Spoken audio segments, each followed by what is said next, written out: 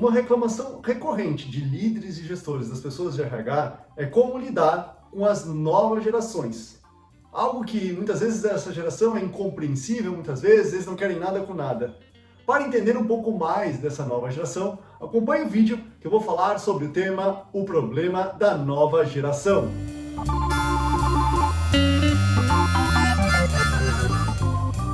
Temos que compreender que estamos vivendo um momento de mudanças demográficas e econômicas que impactam a nossa sociedade de forma cada vez mais acelerada. Primeiro entendendo que a gente está vivendo mais. No Brasil nunca teve tantos adultos, no maior percentual populacional do que hoje. A gente está vivendo mais. Com isso, a fase adulta, está criando melhores condições para quem vem depois. O que está acontecendo é que um adulto há 20, 30 anos atrás, que saía de casa aos 18 anos em média, hoje está saindo de casa depois dos 30. Quando quer morar sozinho, ou tem filho, ou casa. Então, tudo isso busca entender que existe uma diferença, que a fase da adolescência, o início da fase adulta, aumentou em mais de 10 anos. E aí, a gente tem que compreender que as novas gerações têm necessidades totalmente diferentes umas das outras. Porque existem pessoas com nível de consciência e necessidade umas diferentes das outras. Não dá para classificar que idade X a tal é uma letra, ou é daqui a tal idade, a tal ano, é tal geração milênio. Não dá. Porque a gente tem realidades totalmente diferentes. Se você pegar a região sul, sudeste, um adolescente, na grande maioria deles, tem uma condição, seguindo as necessidades de Maslow, onde que ele tem as necessidades básicas, de alimentação e abrigo atendidos por ter seu quarto, tem a geladeira abastecida pelos pais, tem atendimento das necessidades relacionais pelos seus amigos, nem que seja na rede social, ou da autoestima, a partir que ele joga os videogames e atende, cumprir as metas, de passar de fase. Tem de fato, a da autorrealização que ele busca a partir de alguns meios, de melhoria, de bem-estar com ele mesmo.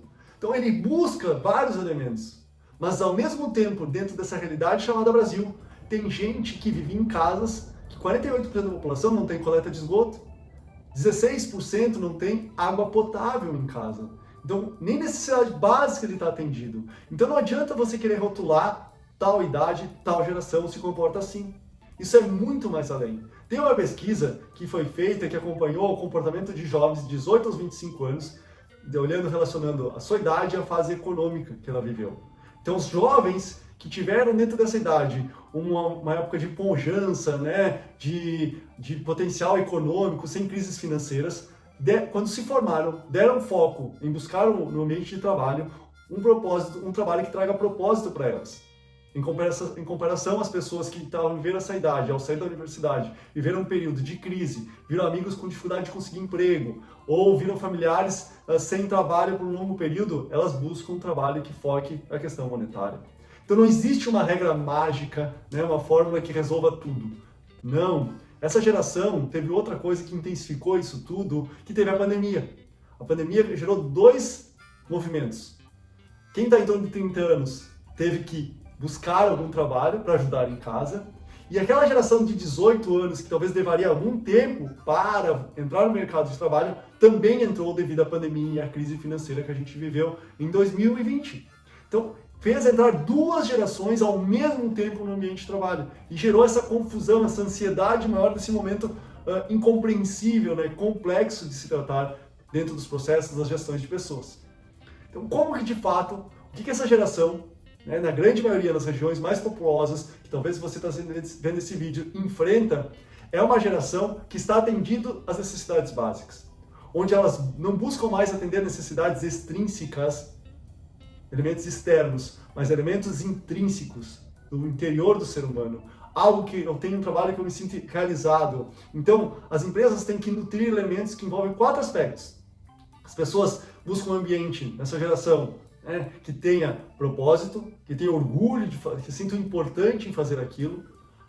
Segundo, valores, que é uma empresa ética, que cumpre as leis, que eu seja respeitado como indivíduo, como ser humano, não como um objeto.